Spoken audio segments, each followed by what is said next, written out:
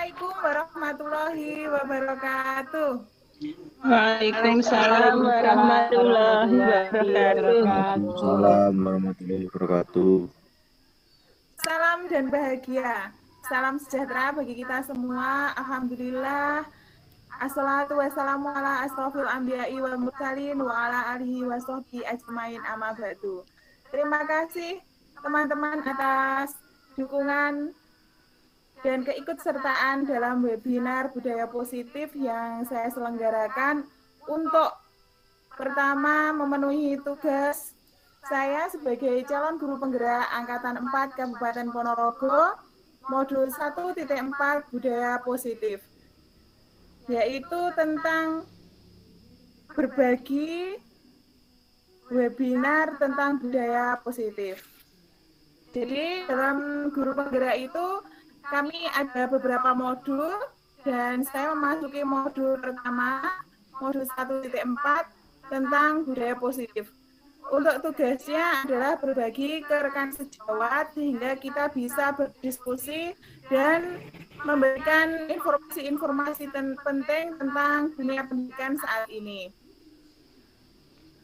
Nanti dalam webinar ini kita bagi menjadi 2 sesi. Yang pertama yaitu sesi materi dan kedua adalah materi tanya jawab. Untuk selanjutnya kita mulai untuk materi. Saya akan share screen.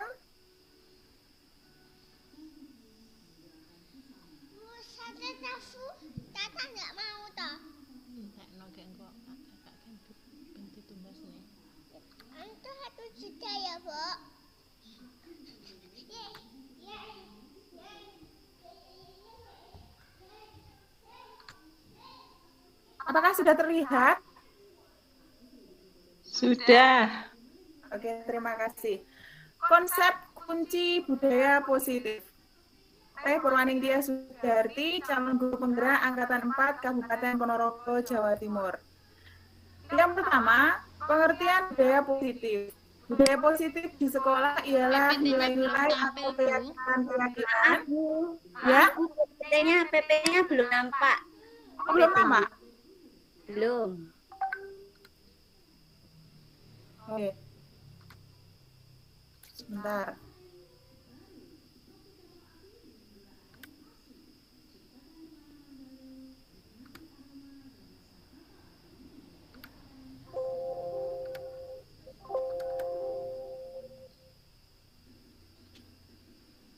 Apakah sudah terlihat? Belum? Belum, Bu. Sebentar, kok belum ya?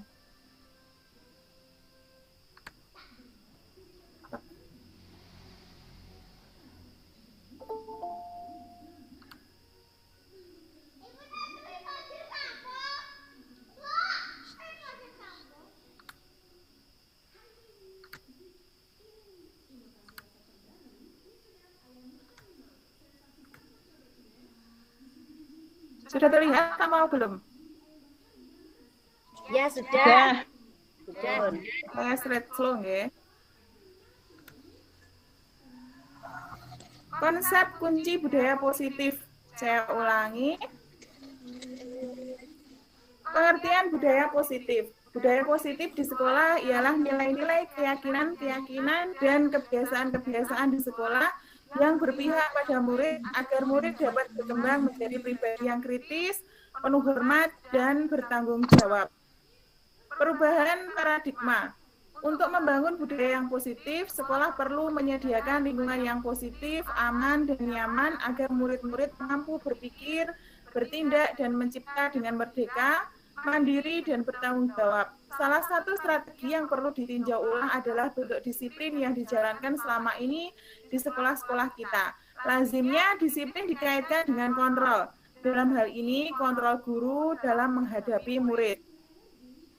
Terkadang kita ada miskonsepsi tentang kontrol. Yang pertama, ilusi guru mengontrol murid. Ilusi bahwa semua penguatan positif efektif dan bermanfaat. Ilusi bahwa kritik dan membuat orang merasa bersalah dapat menguatkan karakter. Ilusi Maaf, Bu bahwa Yas. ya, Slide-nya belum berpindah. belum. Masih tetap slide pertama. Padahal ini sudah loh, Bu. Sebentar. Masih tetap yang pertama, Bu. Ya, slide-nya masih judulnya. Sesi pertama, Bu. Oke. Kalau ini bagaimana, Bu? Ya, sudah jalan. Sudah jalan deh. Ya, Sampun. Miskonsepsi tentang kontrol, yaitu ilusi guru mengontrol murid, ilusi bahwa semua penguatan positif efektif dan bermanfaat, ilusi bahwa kritik dan membuat orang merasa bersalah dapat menguatkan karakter, ilusi bahwa orang dewasa memiliki hak untuk memaksa. Lalu bagaimana seseorang bisa berubah dari paradigma stimulus respon kepada pendekatan teori kontrol dengan cara mengubah kerangka acuan kita. Yang pertama, mengubah cara melihat dunia. Kemudian berpikir tentang manusia, mengubah paradigma diri, skema pemahaman serta penjelasan aspek-aspek tertentu tentang realitas. Dalam teori stimulus respon, lawan teori kontrol, pandangan tentang dunia. Stimulus respon tentang dunia, bahwa realitas atau kebutuhan kita itu sama. Tetapi tentang teori kontrol tentang dunia, realitas atau kebutuhan kita itu berbeda. Semua orang melihat hal yang sama. Setiap orang memiliki gambaran berbeda. Kita mencoba mengubah orang agar berpandangan sama dengan kita. Dalam teori kontrol, kita berusaha memahami pandangan orang lain tentang dunia. Semua perilaku memiliki tujuan. Kemudian dalam stimulus respon tentang dunia, perilaku buruk dilihat sebagai suatu kesalahan.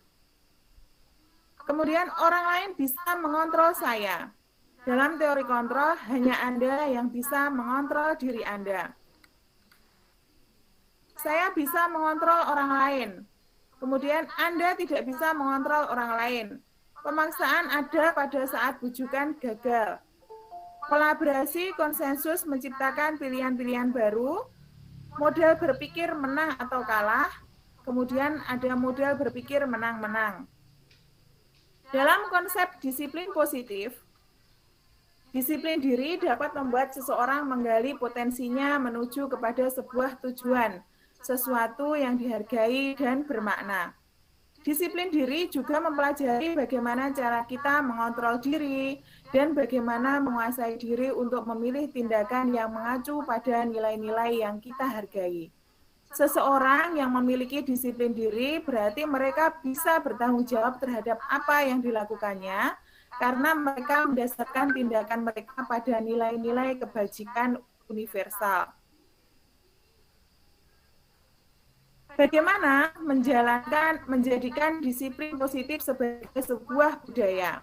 Ini menjadi sebuah PR kita sebagai pendidik. Sebagai pendidik, tujuan kita adalah menciptakan anak-anak yang memiliki disiplin diri, sehingga mereka bisa berperilaku dengan mengacu pada nilai-nilai kebajikan universal dan memiliki motivasi intrinsik, bukan ekstrinsik. 3. Motivasi perilaku manusia. Diane dalam bukunya Restructuring School Discipline menyatakan ada 3 alasan motivasi perilaku manusia. Yang pertama, untuk menghindari ketidaknyamanan atau hukuman. Yang kedua, untuk mendapatkan imbalan atau penghargaan dari orang lain. Yang ketiga, untuk menjadi orang yang mereka inginkan dan menghargai diri sendiri dengan nilai-nilai yang mereka percaya. Ini sangat menarik karena manusia itu memiliki 5 kebutuhan dasar dalam kehidupan. Menurut William Glasser, yang pertama kebutuhan untuk bertahan hidup atau survival. Yang kedua, cinta dan kasih sayang, love and belonging, kebebasan atau freedom. Kemudian kesenangan atau fun, dan kekuasaan atau power. Peran guru dalam memahami konsep pemenuhan kebutuhan dasar. Seluruh tindakan manusia memiliki tujuan tertentu. Semua yang kita lakukan adalah usaha terbaik kita untuk mendapatkan apa yang kita inginkan. Ketika seorang murid melakukan suatu perbuatan yang bertentangan dengan nilai-nilai kebajikan atau melanggar aturan, hal ini sebenarnya dikarenakan mereka gagal memenuhi kebutuhan dasar mereka. Konsep 5 posisi kontrol sebagai upaya penanaman disiplin positif. Kelima posisi kontrol tersebut adalah yang pertama penghukum, membuat orang merasa bersalah, teman, monitor atau pemantau, dan manajer. Konsep 5 posisi kontrol sebagai upaya penanaman disiplin positif. Bisa jadi dalam praktek penerapan disiplin sehari-hari, kita akan kembali ke posisi teman atau pemantau, karena murid yang ditangani belum siap diajak berdiskusi atau diundang melakukan restitusi. Namun, perlu disadari tujuan akhir dari 5 posisi kontrol seorang guru adalah pencapaian posisi manajer, di mana di posisi inilah murid dapat menjadi pribadi yang mandiri, merdeka, dan bertanggung jawab atas segala perilaku dan sikapnya, yang pada akhirnya dapat menciptakan hubungan yang positif, nyaman, dan aman. Kemudian restitusi. Restitusi itu adalah sebuah cara menanamkan disiplin positif pada murid. Restitusi membantu murid menjadi lebih memiliki tujuan, disiplin positif, dan memulihkan dirinya setelah berbuat salah. Penekanannya bukanlah pada bagaimana berperilaku untuk menyenangkan orang lain atau menghindari ketidaknyamanan. Namun tujuannya adalah menjadi orang yang menghargai nilai-nilai kebajikan yang mereka percayai. Ciri-ciri restitusi. Restitusi itu bukan untuk menebus kesalahan, namun untuk belajar dari kesalahan. Kemudian memperbaiki hubungan. Restitusi itu adalah tawaran, bukan paksaan. Kemudian menuntun untuk melihat ke dalam diri, mencari kebutuhan dasar yang mendasari tindakan. Restitusi diri adalah cara yang paling baik. Fokus pada karakter, bukan tindakan. Kemudian restitusi menguatkan. Fokus pada solusi, dan mengembalikan murid yang berbuat salah pada kelompoknya. Sebuah tahapan untuk memudahkan para guru dan orang tua dalam melakukan proses untuk menyiapkan anaknya untuk melakukan restitusi. Nah, dalam segitiga restitusi, ini ada 3 hal yang perlu dipahami. Yang pertama, validasi tindakan yang salah, kemudian menanyakan keyakinan, dan menstabilkan identitas. Dalam validasi tindakan yang salah, ini guru bisa memberikan support atau pernyataan juga pertanyaan. Misalnya, kamu tentu punya masalah, alasan mengapa melakukan itu. Jadi ketika melakukan restitusi, kita menanyakan alasan mengapa siswa melakukan hal tersebut. Kemudian adakah cara yang lebih efektif untuk mendapatkan apa yang kamu butuhkan? Dalam menanyakan keyakinan kelas, kita menanyakan keyakinan kelas apa yang telah kita sepakati, dan kamu ingin menjadi orang yang seperti apa. Kemudian kita menstabilkan identitas, yaitu kita mengatakan kepada anak didik kita, misalnya, setiap orang pasti pernah melakukan kesalahan, dan kamu bukan satu-satunya yang pernah melakukan ini. Dari ini, identitas, yang pertama menstabilkan identitas.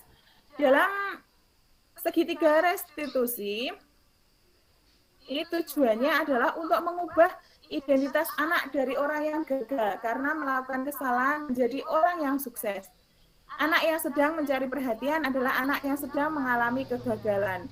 Dia mencoba untuk memenuhi kebutuhan dasarnya, namun ada benturan. Kalau kita mengkritik dia, maka kita akan tetap membuatnya dalam posisi gagal. Kemudian sisi yang kedua, validasi tindakan yang salah, yaitu seorang guru yang memahami teori kontrol pasti akan mengubah pandangannya dari teori stimulus respon ke cara berpikir proaktif yang mengenali tujuan dari setiap tindakan. Kita mungkin tidak suka sikap seorang anak yang terus-menerus merengek, tapi bila sikap itu mendapat perhatian, maka itu telah memenuhi kebutuhan anak tersebut. Ada beberapa kalimat-kalimat yang mungkin terdengar asing buat kita. Namun bila dikatakan dengan nada tanpa menghakimi, akan memvalidasi kebutuhan mereka. Yang ketiga, menanyakan keyakinan. Teori kontrol menyatakan bahwa kita pada dasarnya termotivasi secara internal. Ketika identitas sukses telah tercapai, langkah pertama dan langkah kedua, maka anak akan siap untuk dihubungkan dengan nilai-nilai yang dia percaya dan berpindah menjadi orang yang dia inginkan. Terima kasih. Demikian penjelasan dari saya tentang budaya positif.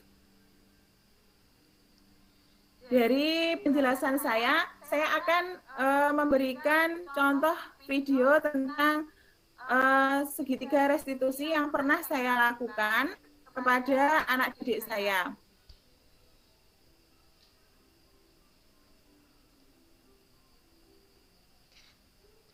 Sebentar ya.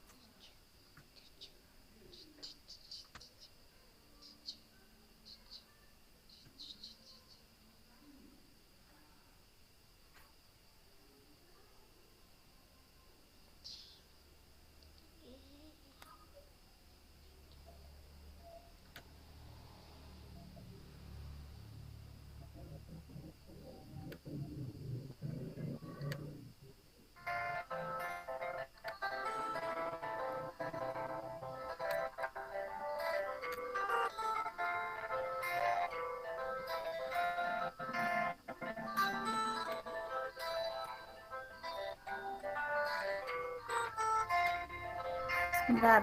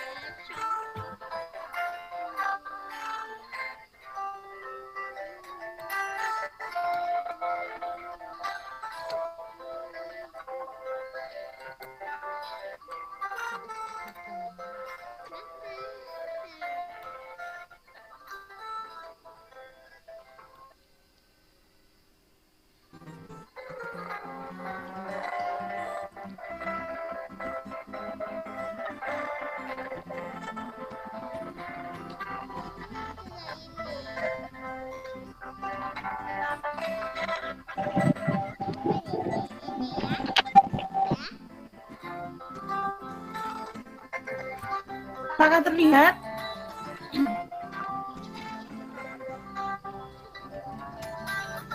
Jelas. Videonya belum. Videonya belum, Bu? Sudah di tempat saya. Tempat saya. Ini adalah saya ketika memberikan segitiga restitusi kepada anak didik saya.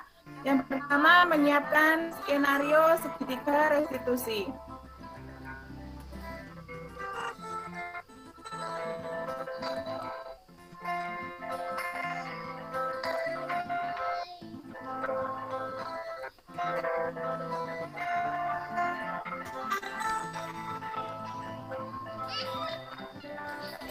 Kenapa? Ini tadi. Terus sampai kena baju. Sampai siapa itu tadi? Pada hari itu ada seorang anak yang bernama Anissa, roknya ternyata basah. Itu dikarenakan ada anak yang bernama Bagas, kebetulan dia ingin bercanda dengan temannya, ingin melempar air, ternyata terkena oleh Aisyah. Ketika itu saya membuat tentang kasus dan penerapan segitiga restitusi.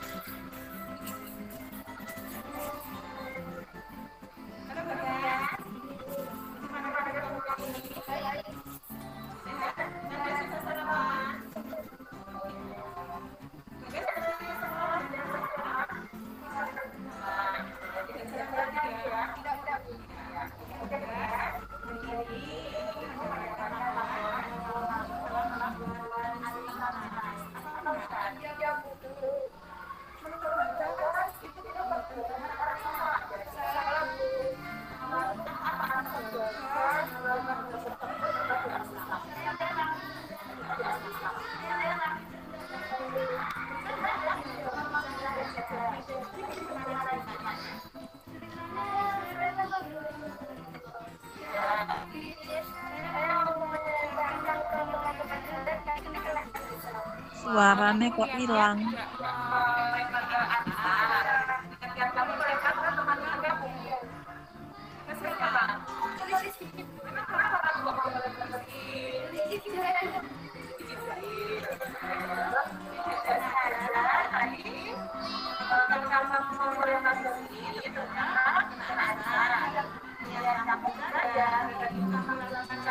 Butia suaranya hilang. Loh, suaranya hilang. Bentar. Halo Butia. Halo. Suaranya ada. Oke. Mana suaranya? Nah. Sudah terdengar? Jelas.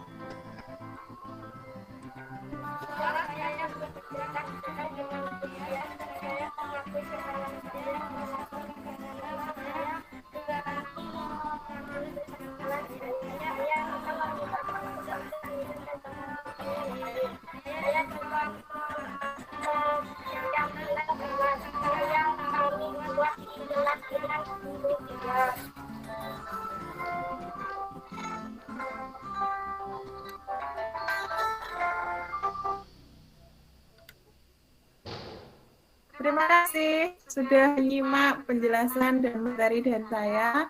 juga contoh video yang telah saya buat tentang segitiga restitusi. Mungkin sekarang sesi yang kedua yaitu kita berdiskusi, kita tanya jawab tentang hal-hal yang mungkin Bapak Ibu guru ingin tanyakan. Selamat datang Pak Ari. Monggo, mungkin ada yang bertanya atau mungkin ingin berdiskusi, dipersilahkan.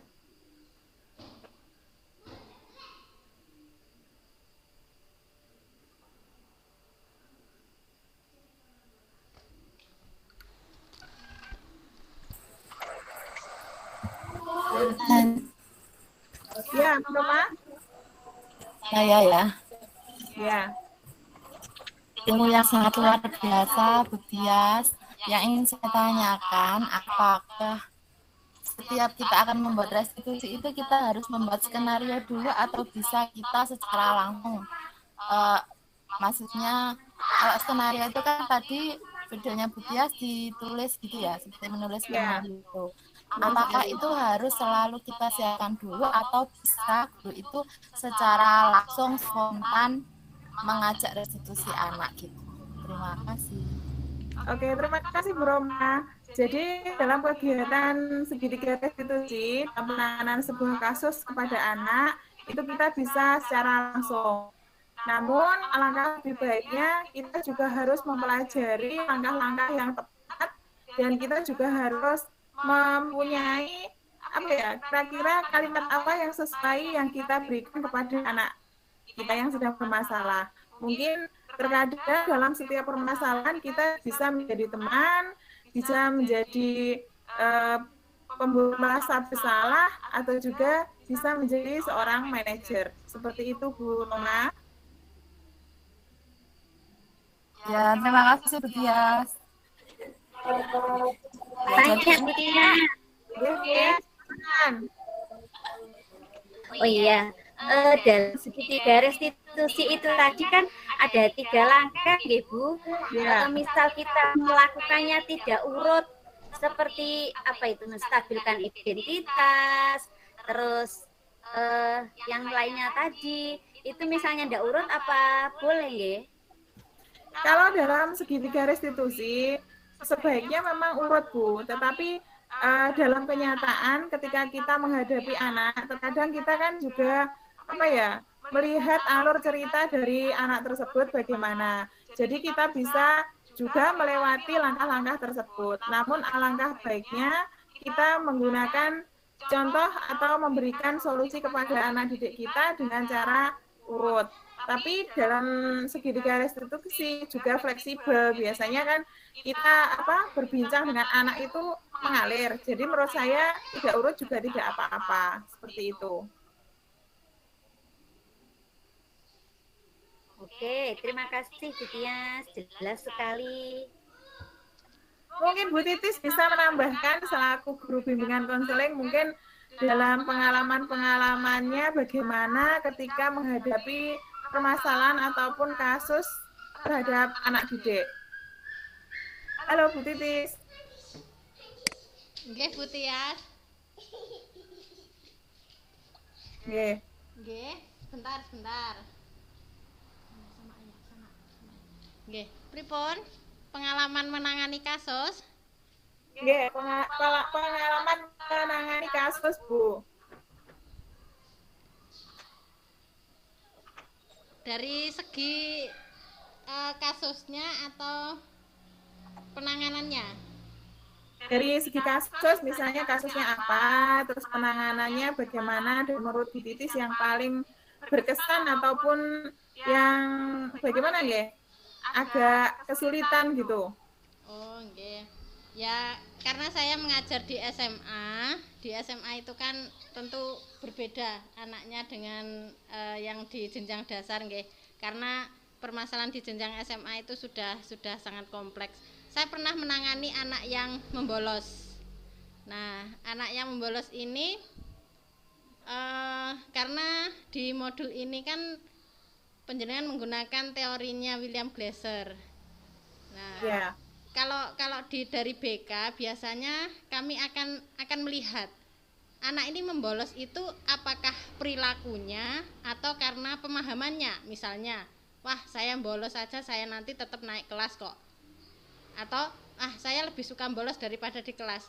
Kalau melihat dua latar belakang ini, berarti kan kami harus benar-benar jeli melihat apakah perilakunya atau pemikirannya. Kalau perilaku berarti kami menggunakan pendekatan behavior. Kalau karena pola pikirnya itu kan pola pikir yang tidak rasional ya. Saya itu bolos, saya tetap naik kelas. Nah, berarti kami menggunakan realita yang juga bersumber dari teorinya William Glasser ini. Jadi anak-anak kami arahkan untuk bertanggung jawab terhadap perbuatan yang sudah dilakukan. Kami hadapkan pada resiko-resikonya, kemudian bertanggung jawablah terhadap apa yang sudah kamu lakukan. Nah, itu kalau kita runut dari dua segi tadi, yang segi karena pola pikirnya berarti tadi kita menarik sampai ke restitusinya. Langkah-langkah restitusi itu bisa juga diterapkan dalam kasus-kasus seperti membolos, kemudian prokrastinasi akademik, anak yang suka menunda-nunda tugas seperti itu. Dan pengalaman yang paling berkesan adalah ketika menangani anak yang mungkin sudah perbuatannya di luar susila. Itu kadang saya sudah merasa tidak mampu, akhirnya saya alih tangankan kasus. Tapi ketika saya alih tangankan kasus, ternyata anaknya tetap lebih nyaman dengan BK. Akhirnya ya, kalau memang mau terus konseling dengan BK, artinya kamu harus berani mempertanggungjawabkan perbuatanmu serta apa yang harus kamu lakukan karena perbuatan asusila tadi. Bagaimana cara kamu menyembuhkan dirimu dari perbuatan asusila tadi. Seperti itu mungkin kalau pengalaman di SMA. Oke. Kalau kemarin itu begini Bu Titis, pengalaman saya ketika turun langsung ya. Iya. Secara tidak langsung anak-anak itu kan sudah bebas free setelah ujian. Nah, ternyata dalam kita melihat ketika anak-anak bermain itu saja di SD itu memang sangat kasusnya. Contohnya yang saya ambil kemarin itu memang kasus nyata dari anak itu bermain. Setelah itu yang laki-laki yang namanya Bagas itu dia melempar air dalam plastik itu, dilempar ke temannya. Niatnya itu ke temannya laki-laki yang katanya usil. Ternyata mengenai anak perempuan hingga roknya itu basah, memang basah. Nah, ternyata di sisi lain itu ketika kejadian itu berlangsung, ternyata kasus lainnya itu juga sangat banyak. Jadi kalau di anak SD itu berkata kasar, berkata jorok, itu ketika ketika kita belajar secara daring, itu anak-anak itu terlihat sudah sangat jauh berbeda dari lepas kendali dari ketika dia masuk sekolah. Mungkin juga efek daring pergaulannya juga berbeda. Ketika kita menstabilkan pendidikan di sekolah, setelah daring, anak-anak masuk sekolah, ternyata kita bisa melihat bagaimana pengaruh luar itu sangat melekat pada anak-anak. Jadi konsentrasi, mungkin belajarnya itu jauh-jauh menurun, kegiatan yang dilakukan itu juga kadang berpikir usia segitu tetapi di luar bahas anak tersebut. Nah, mungkin juga efek-efek dari media sosial. Menurut jenengan bagaimana, Bu? Apakah itu memang sudah wajar atau bagaimana untuk menstabilkan menstabilkan anak agar kembali ke dunia nyata belajarnya, ngoten? Kalau dari saya ini memang tidak hanya di SD saja ya, dari TK, SD, SMP, SMA mengalami yang namanya lost learning. Nah, Memang sangat dibutuhkan sekali ketika jenengan melakukan validasi terhadap perilaku yang dilakukan anak. Artinya jenengan sudah melakukan upaya untuk mengatasi loss learning dengan asesmen diagnostik. Jenengan melihat asesmen diagnostik itu kan ada dua, asesmen kognitif dan non kognitif. Artinya kalau kognitif seberapa mampu sih anak itu di pelajaran X misalnya. Kalau di pelajaran X itu anaknya ternyata misalnya mampunya 1+1, tapi ketika kita tetap mengacu pada KD dan lain sebagainya 9x10, nah anak itu akan merasa bosan akhirnya.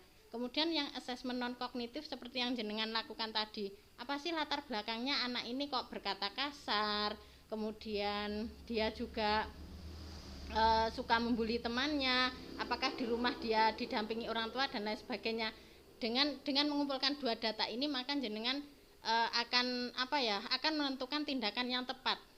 Makanya ditarik ke belakang, anak ini berperilaku seperti ini kenapa? Kebutuhan apa yang tidak terpenuhi? Nah, akhirnya kalau kita sudah tahu kebutuhan apa yang tidak terpenuhi, maka kita bisa memerankan tadi peran kita sebagai guru, apakah teman, apakah dibutuhkan seorang pemantau atau langsung kepada manajer. Nah, dan langkah-langkah restitusi ini juga saya lihat sebagai upaya untuk menjadikan guru mapel itu juga memiliki kemampuan bimbingan konseling, karena mungkin keterbatasan bimbingan konseling ya, baik di jenjang dasar itu akhirnya kan dengan adanya asesmen non kognitif ini kan kita tidak menghakimi anak serta-merta. Kita akhirnya sadar bahwa setiap perilaku itu pasti punya tujuan. Kenapa sih kamu berkata kasar? Oh, ternyata di rumah orang tuanya juga sering berkata kasar, menganggap bahwa itu hal yang lumrah, hal yang wajar. Akhirnya dibawa ke sekolah di saat mereka 2 tahun tidak mengenyam bangku pendidikan. Nah, ketika masuk tatap muka terbatas, terbawalah kebiasaan itu. Dan ini memang sebuah terobosan yang sangat luar biasa kalau saya lihat, karena nanti guru mapel itu juga akan memiliki kemampuan untuk melakukan pembimbingan dengan lebih efektif. Seperti itu, Bu. Ya, benar sekali, Bu. Jadi ketika dulu saya pernah mengenyam pendidikan di bimbingan konseling, kemudian saya terapkan ke anak didik saya di sekolah dasar. Ternyata dari kebutuhan dasar siswa, dari anak sekolah dasar itu memang kita sebagai guru kelas tidak hanya harus tahu bagaimana nilai ataupun prestasinya, tapi kita juga harus benar-benar tahu bagaimana latar belakang dari anak tersebut. Jadi mungkin si A itu di rumah bagaimana, orang tuanya bagaimana, lingkungannya juga bagaimana, itu menjadi PR tersendiri bagi guru kelas. Apalagi di sekolah dasar, mungkin sebenarnya kan anak-anak itu masih sangat polos. Jadi dia bisa bercerita apa saja kepada gurunya. Mungkin juga PR bagi saya sendiri untuk mendekati anak, bagaimana pendekatan anak agar lebih kita tahu jiwanya, itu menjadi PR tersendiri bagi kami guru kelas. Jadi memang konseling di sekolah dasar itu juga sangat diperlukan. Ketika kita melihat kasus-kasus di sekolah, mungkin sangat sepele ya. Yang sering terjadi itu adalah kasus pembulian. Jadi dari kelas 1 SD itu saja dasar-dasar bully itu sekiranya sudah ada benih-benih seperti itu. Jadi apakah juga itu nanti bisa terbawa sampai mereka dewasa kalau tidak bisa ditangani sedini mungkin? Pripun menurut jenengan? Ya, ini saya lagi. Nggih. Atau mungkin Pak Aroma dari pripun Pak menurut jenengan? Kalau ya enggak apa-apa, saya kalau perilaku bully ini tidak ditangani sejak dini, akan terbawa sampai dia dewasa pun akan terbawa, sampai dia berumah tangga, sampai dia tua pun tetap akan terbawa, karena itu sudah tertanam di alam bawah sadarnya. Dan ketika dia menjadi pelaku bully, maka di saat dewasa dia pun akan menganggap bahwa perilakunya itu hal yang wajar. Nah, akibatnya ketika ada korban bully yang tidak memiliki mental kuat misalnya, maka terjadi bunuh diri. kemudian ada anak yang menyendiri, menarik diri, antisosial dan lain sebagainya. Jadi menurut saya memang harapan saya juga kepada guru di jenjang dasar, ketika sudah bisa mengidentifikasi ada perilaku bully, mohon untuk ditangani dan dengan berbagai cara, mungkin disetelkan video-video yang lebih yang lebih menggambarkan real dampak dari bully itu seperti apa, karena mungkin kalau anak hanya diceritani itu kurang masuk. Kemudian kolaborasi dengan orang tua juga. Mungkin ada yang menganggap bahwa tidak bisa Bu, perilaku anak itu diubah, tidak bisa. Kenapa? Karena dia sudah di keluarganya seperti itu. Kami pun untuk menangani anak, kemudian melakukan pendekatan dengan orang tuanya juga tidak berani terlalu dalam, karena takut sekarang kalau guru gini-gini nanti dituntut dan lain sebagainya. Mungkin permasalahan yang seperti ini yang saya juga mengalami sendiri kemarin ketika saya ketemu dengan gurunya anak saya, itu ada sikap sedikit apatis ya, jadi menganggap bahwa hal yang belum dicoba ternyata sudah tidak bisa kok dirubah gini-gini, padahal seharusnya kita mencari berbagai cara untuk menghilangkan budaya bully ini, karena terbukti juga anak di jenjang SD itu ketika terkena bully dia tidak kerasan, akhirnya tidak mau sekolah seperti itu. Iya. Okay. Kebanyakan seperti itu, Bu. Mungkin itu Bu kelemahannya di sekolah dasar itu, karena kan seorang wali kelas itu merangkap semua mapel, semua multi. Jadi mungkin untuk ngefak kayak seperti di SMP, SMA itu mungkin kurang. Jadi ini mungkin refleksi sebagai guru SD. Terima kasih Bu Titis, Bu Dian. Tias. Ya, halo Bu Roma. Iya, saya sangat tertarik ini mumpung ada suhunya di Bu Titis tadi. Saya tertarik dengan masalah yang untuk menangani, kebetulan siswa saya itu ada yang kan mungkin ya dampak pandemi kemarin, terus anaknya itu memang usianya dan pergaulannya itu sudah gimana ya, kayaknya sudah mau SMP, tapi dulu itu memang sering karena orang tuanya pisah, jadi dulu sekolahnya telat atau gimana ya, jadi terus kemarin karena pandemi itu akhirnya kan sudah masuk itu juga dia nggak mau datang ke sekolah, nggak masuk, terus sudah berulang kali saya terus ganti guru itu membujuk untuk biar datang ke sekolah gitu. Terus kemarin itu akhirnya datang hanya waktu ulangan saja. Jadi saya sendiri sebagai wali kelasnya sebenarnya juga dengan cara apa lagi, sudah dengan cara halus itu kok bilangnya di sekolah itu dibilangi gitu nggih gitu, tapi ternyata pada waktu ketika ulangan selesai sudah nggak masuk lagi. Nah, untuk menangani seperti ini dan orang tuanya pun sepertinya sudah, mungkin kalau saya sendiri sebenarnya sebagai guru saya berulang kali datang ke rumahnya sampai dia masih tidur saya tunggui seperti itu. Nah, orang tuanya itu kayaknya juga mungkin sekarang sudah dibiarkan itu karena mungkin juga sudah atau jengkel atau lelah atau seperti apa, saya juga kurang tahu ya. Terus saya kan mikirnya apa harus dengan cara, maksudnya diberi peringatan seperti itu gimana ya maksudnya. Terus kalau sedangkan pendidikan dasar apakah nanti dia itu nggak akan lulus, sampai saya tuh mikirnya sampai segitu. Itu solusinya seperti apa ya, mungkin tadi seperti masalah biditis yang dari BK tadi atau Bias mungkin punya solusi untuk masalah menurut saya ini. Terima kasih. Kalau menurut saya Bu Roma memang perlu dari tahapan guru menjadi teman, mungkin guru sebagai penyebab merasa bersalah, manajer, ada 5 tadi, mungkin guru bisa berkolaborasi dengan guru agama ataupun dengan kepala sekolah. Mungkin ketika ada guru yang disegani oleh siswa, misalnya mungkin dengan guru biasa saja, atau mungkin ada guru yang mungkin dia agak segani, mungkin dia mempunyai pemikiran lain. Seperti itu Sudah itu. Jadi nggak hanya saya, jadi semua guru itu sudah ke sana, kepala sekolah juga. Semua guru itu sudah.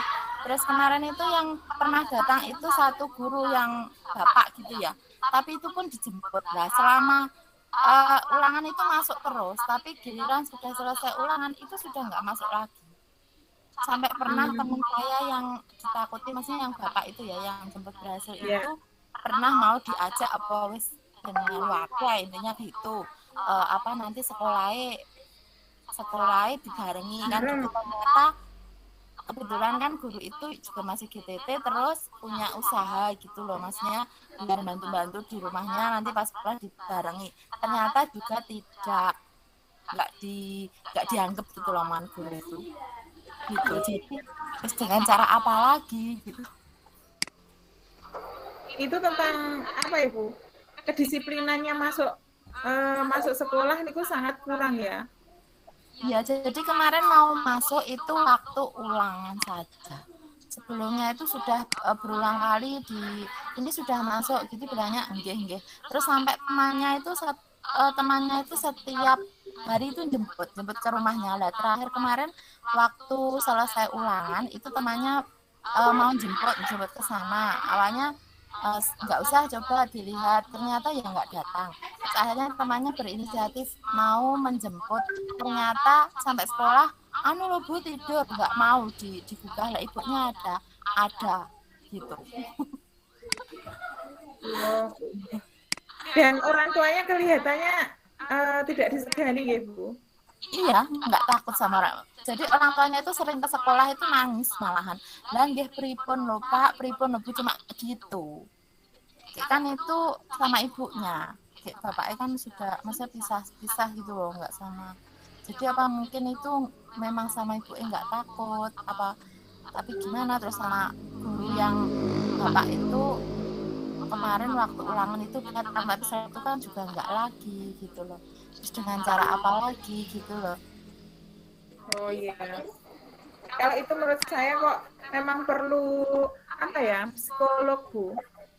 Tapi kan terkadang kita juga terkendala bagaimana sistemnya atau anaknya itu harus bagaimana, diajak ke sekolah agak dipaksa juga tidak mau atau nangis gitu Bu.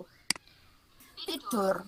Jadi ke sana itu pernah saya tuh sampai nungguin dia itu tidur. Kalau saya yang datang, kalau guru ibu gitu ya, itu dia itu awalnya saya WA, itu dilihat. Terus berarti kan dia buka HP kan, terus sampai saya ke sana itu dia pura-pura tidur, terus nggak mau, terus sampai tak tunggu, ayo Le bangun Le, gitu itu ya nggak bergerak. Terus mungkin itu latar belakang orang tuanya mungkin yang sudah pisah itu menjadikan anak kurang perhatian dari seorang ayah mungkin ya. Saya boleh menambahi? Monggo Bu Titis. Iya, Bu Titis monggo.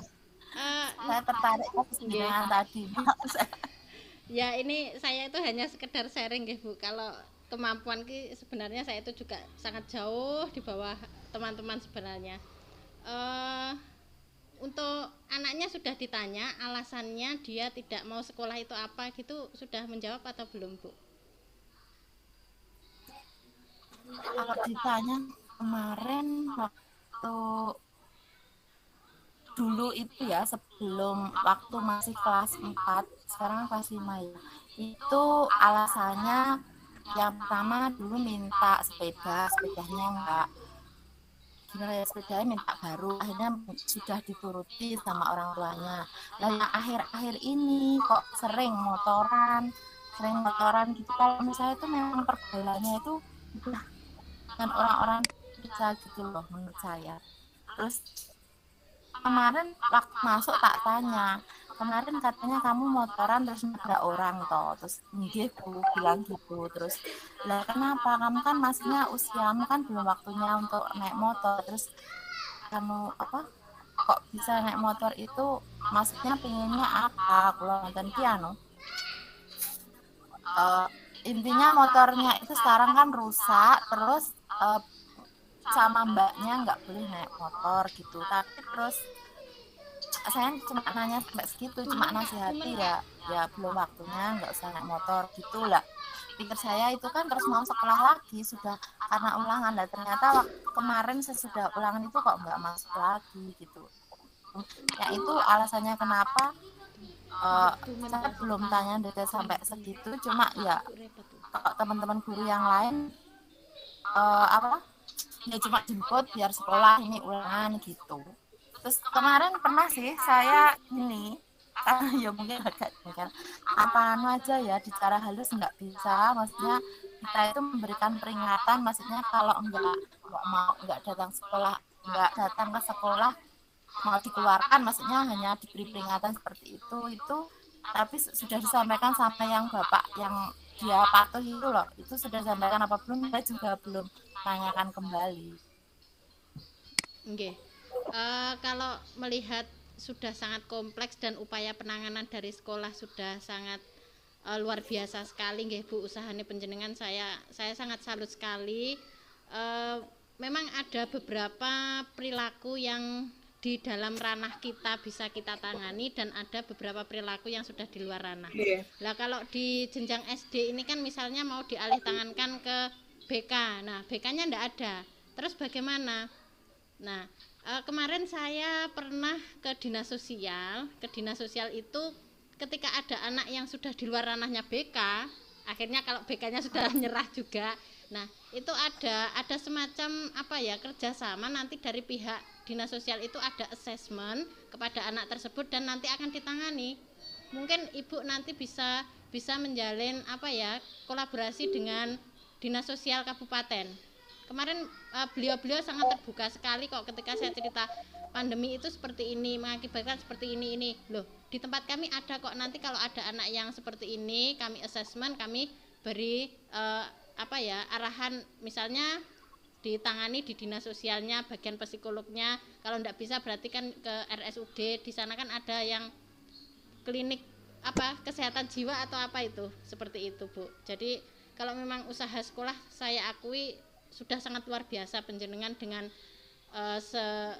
semua guru di sekolah jenengan sudah berusaha sedemikian rupa, tapi ketika anak tetap tidak berubah dan kemungkinan ada tenaga untuk mereferal dia, mungkin salah satu rekomendasinya bisa ke dinas sosial itu, kalau pengalaman saya.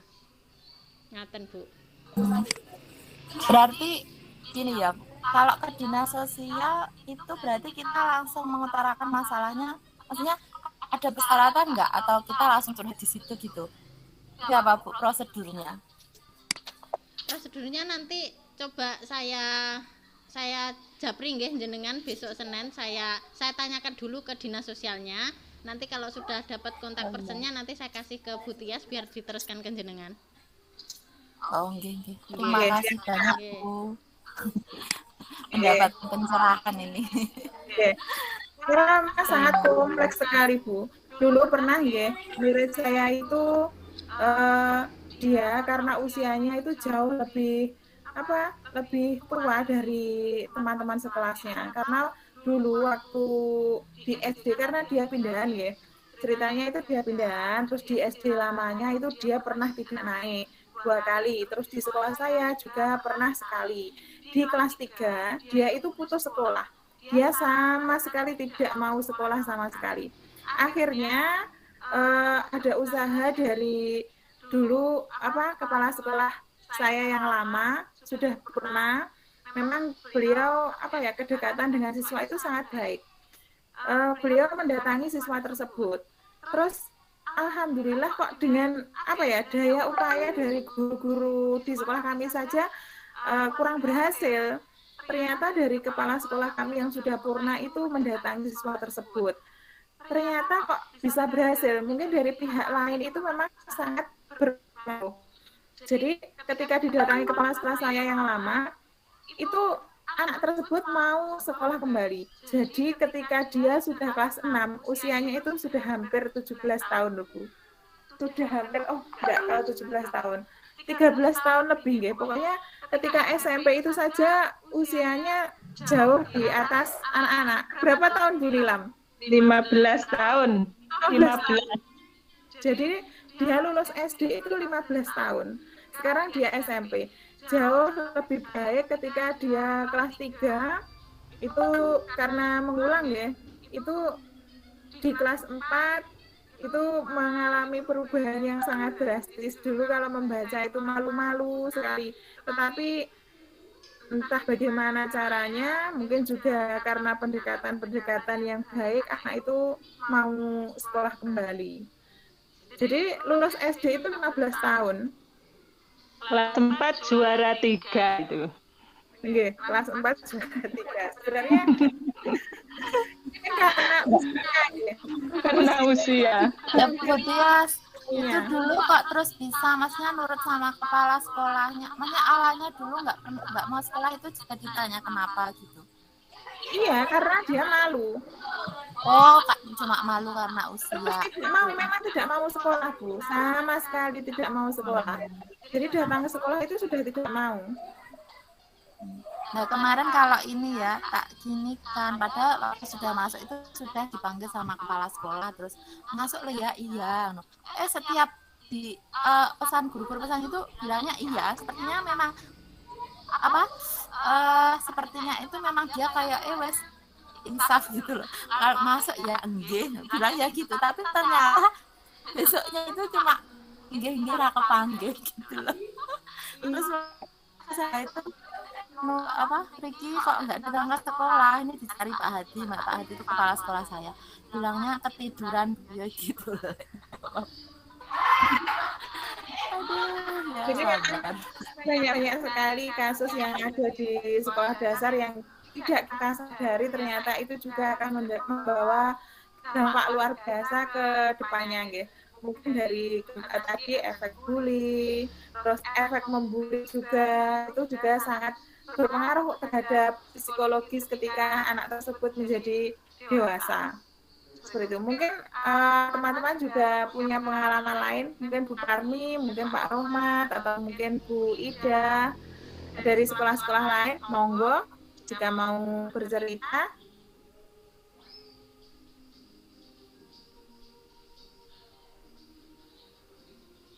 Sudah tidak ada?